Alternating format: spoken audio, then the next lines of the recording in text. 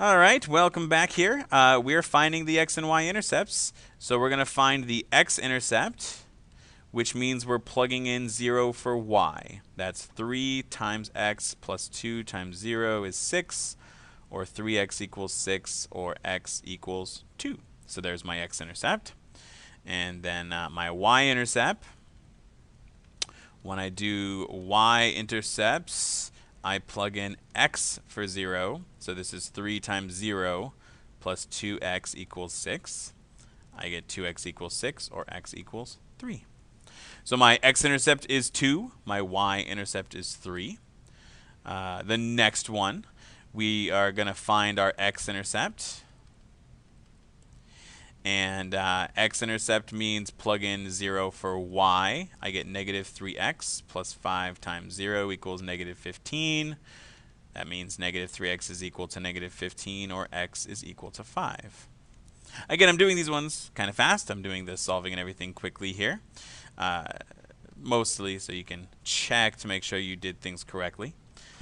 My y-intercept then is when I plug in 0 for x, which means I get negative 3 times 0 plus 5 times y equals negative 15. So I get 5y equals negative 15, y equals negative 3. So my x-intercept was 5, my y-intercept was negative 3. All right, if you got questions on that concept, make sure you get them addressed here, because we're going to need it for this next type of problem where we use the intercepts to graph. So the great part about having being able to find the x and y intercepts, it is 2 points on a line. And if I find those 2 points, I can connect them, and that's my line. So we're going to find the intercepts of this equation, x plus 2y equals 4, and then we're going to graph with that. So my x-intercept is plugging in 0 for y.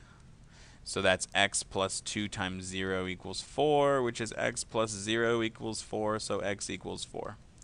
Great. Now, that means that I have a point right here at 4, 0. So I can go straight to my graph and say 4, 0. I have a point.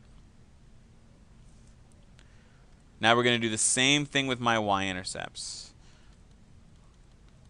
We're going to plug in x for 0 and get 0 plus 2 times y equals 4, which means we have 2y equals 4, or y equals 2. So there's a point, 0, comma, 2, because x is 0, y is 2.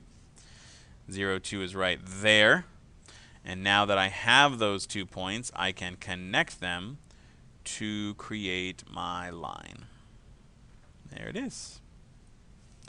So once we find x-intercepts, we can very easily find the line simply by connecting the dots. We don't have to plug in lots and lots of numbers. We can just plug in 2 and connect them, and we know that that'll be our line. All right, I got another practice for this on your Canvas, so go check that out, and I will see you in the next video.